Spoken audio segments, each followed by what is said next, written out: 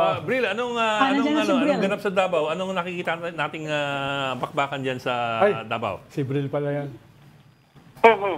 Yes, Patrick, Ronald, and Ami, bukas na nga ang umpisa ng filing of a Certificate of Candidacy o COC para sa mga lalahok sa 2025 midterm election.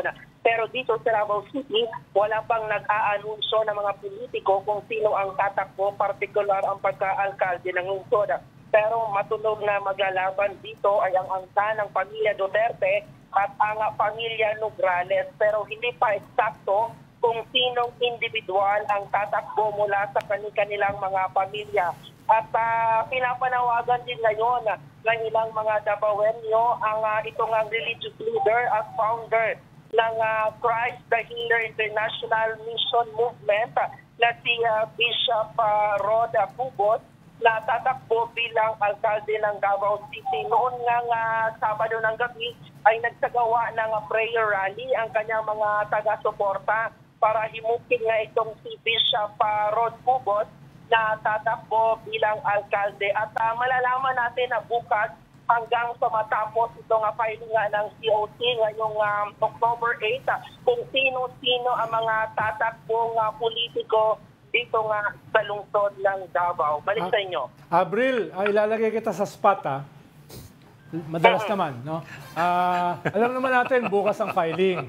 Pero from your vantage point, batay sa iyong mga marites dyan, ano yung fearless forecast? Sino sa mga Duterte ang tatakbo at sino sa mga Nograles ang tatakbo? Well lang to, pwede ka magkamali dahil fearless forecast naman. Tayong lima lang to, tayong lima lang. Chismis lang dyan.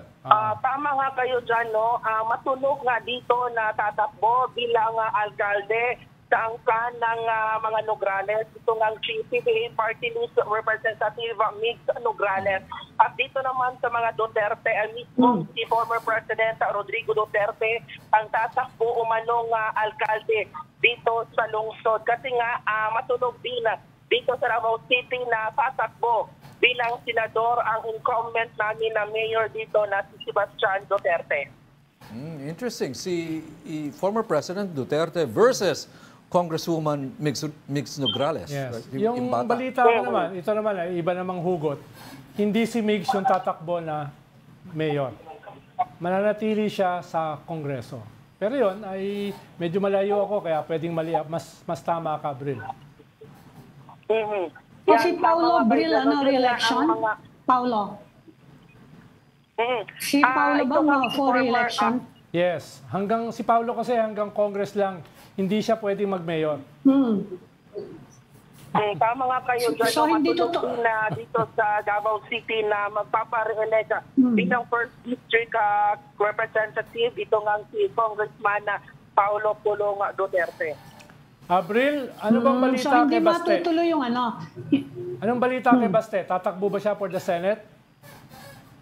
Hindi man nahayagang idinitalye o sinabi ng pamilya Duterte during the National Assembly dito nga sa Davao City ng PDP Laban. Pero yun ang sinasabi dito na tatakbo bilang senador or isa sa mga line-up or senatorial slate ng partidong PDP Laban. Ito nga si Davao City Mayor Sebastian Duterte. Okay, Bril, sino yung yung anong sect ng Katoliko ba yung sinasabi mong bishop? Protestante. Ito nga si bishop na si Rod Cubos is Davao based. Ito nga kanyang parang church na.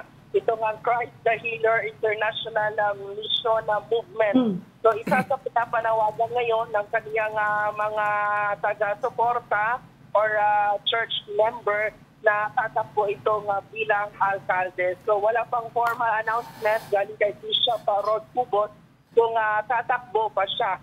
Pero hinimok nga siya ng kanyang mga taga-suporta or mga members ng kanyang simbahan na tatakbo ito bilang alkalde ng lungsod. Pero Bril, di ba hindi Katoliko yan? Di ba ecumenical group yan? Yes, tama Protestante yan economic church leader ito nga si Bishop Rod Cubos. Pero Bill, in terms of numbers, is he a serious contender? Without trying to belittle any candidate here, pero of course, you would also want to know kung may numbers pa siya, yung ganun, may support ba sa grassroots, at meron bang track record, for example, or is he known publicly? In other words. Ito nga si Bishop Rod Cubos, ay ang kanyang mga member is around 20,000 plus. In terms of politics, ay wala pa nga siyang experience sa politika. Pero depende yan, Ed, kung sino tatanungin mo eh. Tatanungin mo yung kandidato, Yeah, wala namang kandidatong ano. kahit 5% siya, sasabihin niya, mananalo ako. Di ba, Ami? But he claims to have 50,000, 20,000 ba? 20,000 supporters. But for example, Kibuloy also claims to have 8 million Yeah. or 6 to 8 million supporters. Tapos, pag minultiply mo pa sa mga pamilya, kahit anong posisyon, kahit presidente, panalo ka. No? Kaya, Any idea, Bill, kung kailan sila magko-file? I know, day 1 pa lang bukas, you have a whole week after that. Pero any idea when the filings will be done? sino ba pwedeng abangan ko ron sa Comelec? Pupunta ako ron bukas eh.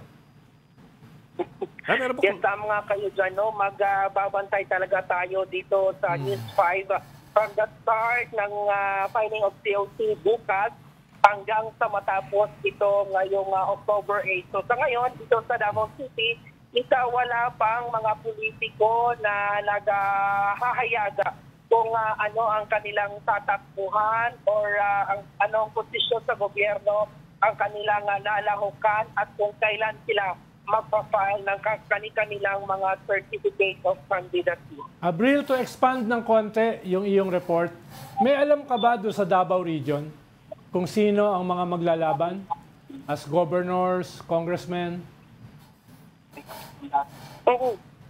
Doon nga sa Davao del Norte ay magre-re-elect ito nga na-suspend ng 2 beses Si Hubahib. si Governor Edwin Hubahib. At ito nga si Davao del Norte 1st District Representative Bebot. Pantaleon Alvarez. Nakita nga natin sa mga social media na tatlong posisyon ang kanyang tatakbuhan or mamimili siya kung ano ang kanyang tatakbuhan na sa darating na midterm election. Ito nga ang pagpare-elect ng kanyang incumbent position. Ito nga First District Congressman dito sa Davao del Norte or either tatakbo nga gobernador ng Davao del Norte o di kaya tatakbo bilang senador ng Pilipinas. Okay, maraming salamat. Bril Montalvo, correspondent ng News 5 dyan sa Davao. Thank you, Bril. Thank you, Salamat, Bril. Bril.